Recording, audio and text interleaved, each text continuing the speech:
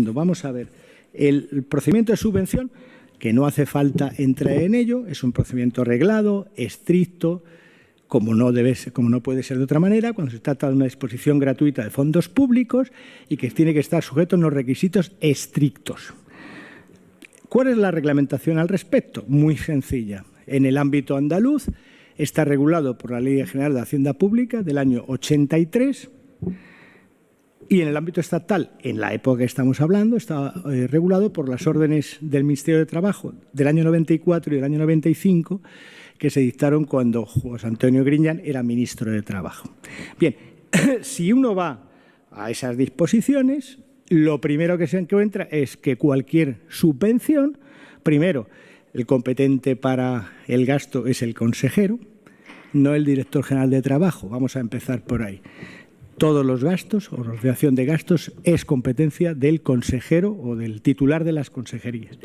En segundo lugar, que cualquier subvención necesita una petición expresa, aparte de normalmente unas bases reguladoras, salvo en las subvenciones de carácter excepcional, que es esta, una petición, una memoria descriptiva, una relación de beneficiarios, justificar la finalidad pública o el interés económico social que justifique la concesión de la subvención, sujetar el cumplimiento de esas finalidades, acreditar, el cumplimiento de esas finalidades, los supuestos de reintegro cuando no se haya cumplido la finalidad, la necesaria publicación de esas ayudas en los boletines oficial de la Junta de Andalucía.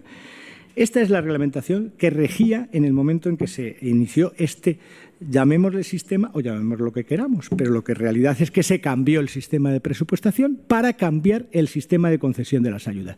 No cabe otra explicación posible. Y en el periodo 2000-2009 no cambia en absoluto la legislación. Se publica el decreto de subvenciones de la Junta de Andalucía en el año 2001 que mantiene los mismos requisitos. Estos requisitos generales que hemos expuesto de forma un poco genérica. Tenemos la Ley General de Subvenciones del año 2003 y el Reglamento de Subvenciones de 2006. Eso durante el periodo que fue objeto de enjuiciamiento. Toda la legislación exige el cumplimiento de esos requisitos. Pues bien, ya vamos a avanzar. Ni uno solo de los expedientes, de los 270 expedientes que obran en la causa, cumplieron uno solo de estos requisitos, ni uno solo de los requisitos de un procedimiento sujeto a la subvención. Es decir, no existió ni siquiera procedimiento. Por supuesto es que no existió ni expediente. Y vamos a decir por qué, porque hay prueba que así lo acreditan las actuaciones. Pues bien, dicho esto, ¿cómo se presupuestaba esto en el presupuesto en la ley de presupuesto? Bien, en la Ley General de Hacienda Pública, en su artículo 33, establece que será la Consejería de Economía y Hacienda la que establecerá los requisitos de la estructura básica del presupuesto y la clasificación económica, orgánica y funcional de cada uno de los créditos del presupuesto. Y por mandato expreso de ese artículo 33 de la Ley General de la Hacienda Pública Andaluza del año 83, se han publicado órdenes por parte de la Consejería de Economía y Hacienda. En el periodo que estamos objeto de enjuiciamiento fueron dos, una en el año 98 y otra en el año 2003, que no supuso ningún tipo de modificación. Esa del 2003 fue la del 98. Rigió para los presupuestos de ese año y los sucesivos hasta el 2003 y la del 2003 hasta el 2012, es decir, todo el periodo que ha sido objeto de enjuiciamiento. Pues bien, en esas órdenes de la Consejería de Economía y de Hacienda se hace una clasificación de los créditos y entonces se establece en el artículo que llaman el artículo 44, se establecen las transferencias de financiación. Tienen su apartado, el 440, y luego están las partidas adecuadas para la concesión de subvenciones, que son la 47 y la 48. Esas son las partidas. Y en esa primera fase, es decir, cuando empezó, como consecuencia de los pactos de concertación social que se elaboraron por la presidencia de la Junta de Andalucía, con los acuerdos de los sindicatos, empresarios, etcétera, se sujetaron las ayudas que eran concedidas por la Consejería de Empleo a esas partidas aptas para la concesión de subvenciones. ¿Qué sucede? Que la Consejería de Empleo está sujeta a la intervención crítica o previa de cualquier acto, expediente o documento que genere derechos o obligaciones para la hacienda pública andaluza, que comprende no solamente eso, sino la ordenación formal del pago y la material con el examen documental del expediente. También está regulado en la Ley General de Hacienda Pública, artículos 82-83, y en el decreto del reglamento que aprueba la intervención de la Junta de Andalucía, en los artículos 12 y 13. Está perfectamente regulado. ¿Qué sucede con la intervención crítica o previa? Que cualquier defecto esencial en un procedimiento, en un expediente de subvención, implica un reparo y, por tal reparo, la suspensión inmediata del expediente, la imposibilidad del pago y, por supuesto, la necesidad de abrir un trámite de audiencia, tanto a la consejería correspondiente como que puede terminar o bien un reparo definitivo que obliga bien a la Consejería de Hacienda a aceptar eso o bien a que sea resuelto por el Consejo de Gobierno. Eso es como funcionó el reparto de las ayudas o de subvenciones, que no tiene otro concepto, durante el periodo que estamos examinando. Pues bien, en el año 2000 se produce un cambio en la presupuestación, que no tiene ningún tipo de justificación. No hay modificación legislativa que admita ese cambio de presupuestación. Y no hay ningún tipo de norma que admita la utilización de la partida de transferencias de financiación, que ahora vamos a explicar cuál es su finalidad, para el pago de subvención. Es más, está expresamente prohibida, no solamente por el decreto de subvención del año 2001, que expresamente prohíbe de su ámbito de aplicación en las transferencias de financiación para el pago de subvenciones excepcionales, sino que está expresamente establecido en todas las instrucciones que ha dictado la Dirección General de Presupuestos y las conjuntas también con la Intervención General de la Junta de Andalucía. No se puede utilizar ese expediente para el trámite de subvenciones excepcionales. Lo curioso, y haciendo uso de lo que ayer uno de los abogados decía, que se hacía preguntas en alto, es ¿por qué razón en el 2010, sin ningún tipo de modificación legislativa, sin ningún cambio de norma, absolutamente sin ningún tipo de modificación, de repente se vuelve al sistema anterior, se deja de presupuestar como transferencia de financiación y se vuelven a aplicar las partidas que he dicho antes, 47 y 48, para el pago de subvenciones excepcionales?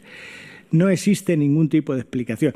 Por ello el tribunal dice, ¿cuál es la única explicación? Que se quiso, por las razones que sean, modificar el sistema de concesión de las ayudas para evitar cualquier tipo de control. No existe ningún tipo de explicación lógica, racional o amparada en la norma que pueda explicar ese cambio de presupuestación. ¿Cómo se suceden las primeras modificaciones? Bien, la primera es la del año 2000.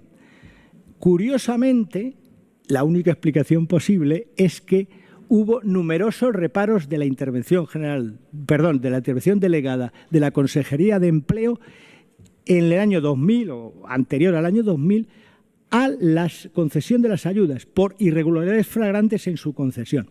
Reparos que impedían, evidentemente, la concesión de las ayudas. ¿Cuántos reparos? Es que hay una declaración y la recoge el tribunal. El interventor delegado de la Consejería de Empleo, el señor Luque, manifestó en el juicio oral que, como consecuencia de los reparos de la intervención, se rechazaron por valor de 60 millones de euros, hicieron reparos en las concesiones y por valor de 83 millones de euros en las justificaciones que fueron rechazadas como consecuencia de esa intervención crítica o previa. El tribunal señala dos expedientes, uno el de Iamasa en el año 2000 y otro el de Hijos de Andrés Molina, la famosa ANSA que se ha dicho aquí varias veces. Pues bien, En esos dos expedientes que señala, las irregularidades son flagrantes. Por eso no se convalidó el expediente de gasto. Precisamente porque había multitud de irregularidades. ¿Qué es lo que ha declarado el tribunal? Toma en consideración para el cambio de las declaraciones que prestó, declaraciones sumariales, porque luego guardó silencio en el juicio oral, pero como la sala es consciente y todos sabemos, hay doctrina inveterada que valida las declaraciones sumariales frente al silencio del juicio oral. ¿Qué dijo el director general de Trabajo? El gestor de los fondos de la partida 31L, declaraciones sumariales que se incorporan a la sentencia. No estoy hablando de otras declaraciones que no han sido valoradas por el tribunal, sino que han sido valoradas por el tribunal. ¿Qué dijo el director general de Trabajo? Son declaraciones que él dice, mire, recibí instrucciones de la consejería, consejero y viceconsejero, que a partir de una determinada fecha deberíamos presupuestar esto o deberíamos utilizar el sistema de transferencias de financiación. Precisamente porque la intervención delegada de la Consejería de Empleo había efectuado reparo o había rechazado las ayudas a hijos de Andrés Molina y Santana Motor, y porque era una decisión o intención de la Junta, como consecuencia de la política social, obtener la paz social y, por tanto, obtener agilidad, la agilidad de las ayudas o algo así, dijo en su declaración. Es decir, que ya se reconoce cuál es el origen del cambio, que es que hay que se han establecido actuaciones o informes de reparo por parte de la intervención de la Junta de Andalucía a la concesión de las ayudas porque no cumplían los requisitos ordinarios de cualquier procedimiento subvencional. Y ese es el origen. Curiosamente, en junio del 2000, la intervención delegada de la Consejería de Empleo efectuó un informe de reparo a una ayuda a AMSA, a hijos de Andrés Molina, que tras las informe o las alegaciones hechas por el viceconsejero entonces, don Antonio Fernández, fue calificada de disconformidad en diciembre del 2000. Pues bien, curiosamente, las primeras modificaciones presupuestarias que se hicieron, porque fue el origen, primero se hizo a través de modificaciones presupuestarias, ampliando la partida de transferencia de financiación, y luego ya se empezó a presupuestar a partir del 2002. ¿Qué ocurre? Que esas primeras ayudas, ¿a dónde fueron a parar? Curiosamente, una es reparada, es decir, se hace un reparo por disconformidad por parte de la intervención, que es la de hijos de Molina. Pues bien, las primeras modificaciones presupuestarias, ¿a dónde fueron a parar? A hijos de Andrés Molina, Jerez Industrial y Santana Motor. Precisamente, casi todas ellas. Precisamente aquellas que habían sido reparadas por la intervención y que fueron los origen de las declaraciones que prestó Guerrero Benítez para establecer que efectivamente ese fue el origen del cambio.